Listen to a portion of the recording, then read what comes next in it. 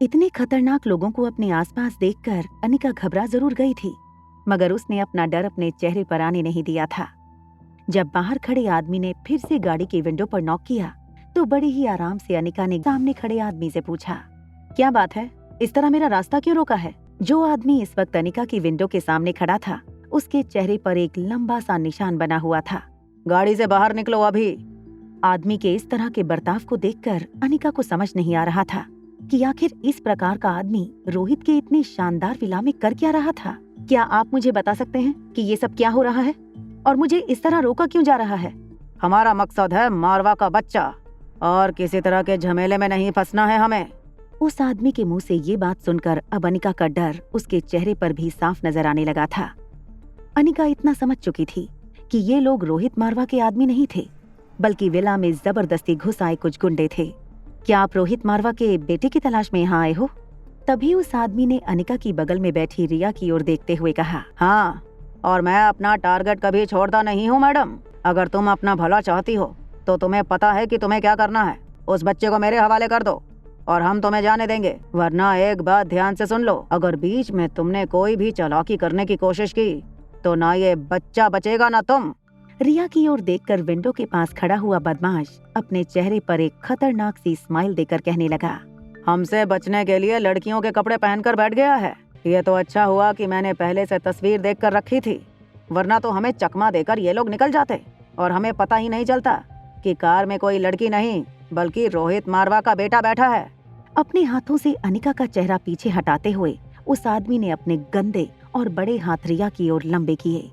जैसे ही उसके हाथ रिया की गर्दन पर पहुंचने वाले थे, अचानक ही उस आदमी का हाथ जोर से स्टीयरिंग व्हील के बीच में फंसाते हुए अनिका ने इतनी जोर से मोड़ा कि उस आदमी की चीख निकल गई।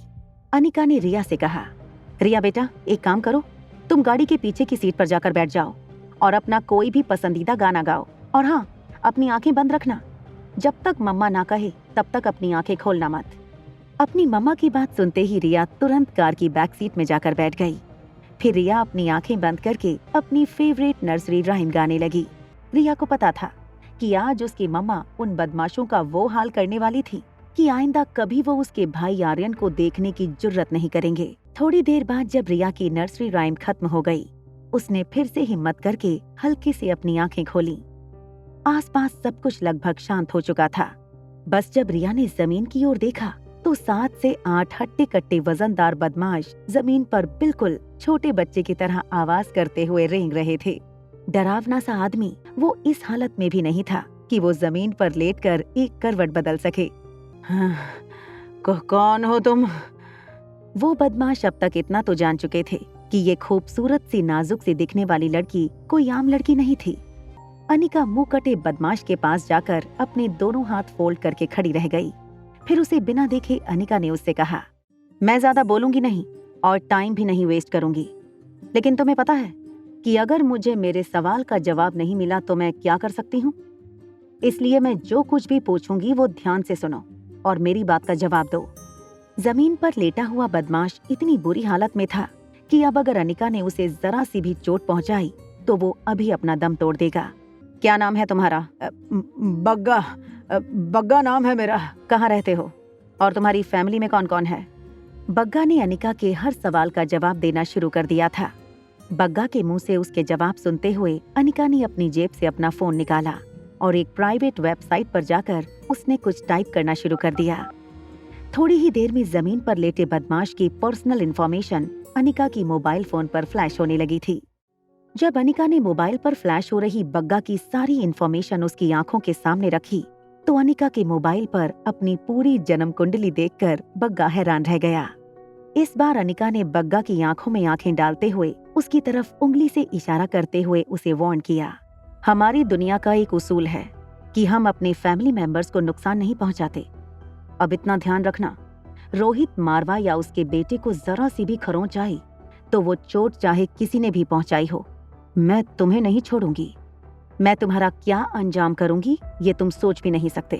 जैसे ही अनिका वापस कार में बैठने जा रही थी, जमीन पर पड़ा हुआ बग्गा अचानक अनिका को गिड़गिड़ाते हुए कहने लगा, तुम ये नहीं कर सकती, ये हमारे साथ अन्याय है। इसका क्या मतलब हुआ कि अगर कोई और गैंग रोहित मारवा या उसके बेटे को नुकसान पहुंचाती है तो तुम मेरे पीछे और मेरे खानदान के पीछे लग जाओगी। ये तो बिल्कुल गलत बात है। इतना तो तुम भी जानती होगी कि एक हम ही नहीं है जो रोहित मारवा के बेटे की जान के पीछे पड़े हैं। जमीन पर तड़प रही बग्गा के मुंह से ये बात सुनकर अनिका पूरी तरह हैरान हो गई थी। उसे ये समझ में नहीं आ रहा था कि उसके छोटे से बेटे के पीछे आखिर इतने खतरनाक गुंडे क्यों पड़े थे। नीचे पड़ा बग्गा अपनी बात को आगे बढ़ाते हुए कहने लगा, इस वक्त तुम्हें क्या लगता है मेरी अकेले की गैंग है जो इस मौके की तलाश में बैठी थी कि कब रोहित मारवा का बेटा उनके हाथ लगे? अभी इस वक्त तुम इस मारवा आउट हाउस में खड़ी हो। बिल्कुल इसी वक्त इस मारवा हाउस के आसपास और उसके अंदर कम से कम 4 या 5 गैंग इस बच्चे को उठाने के लिए इसका इंतजार कर रहे होंगे। कितनों से बचा सकोगी तुम इस बच्चे को?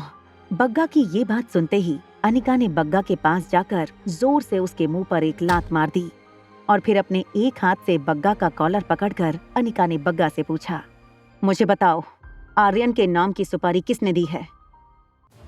आगे की कहानी जानने के लिए देखें अगला एपिसोड सिर्फ पॉकेट एफएम के YouTube चैनल पर। और एक लड़की को देखा तो के सारे एपिसोड को सुनने के लिए डिस्क्रिप्शन में दी गई लिंक से डाउनलोड करें पॉकेट एफएम ऐप।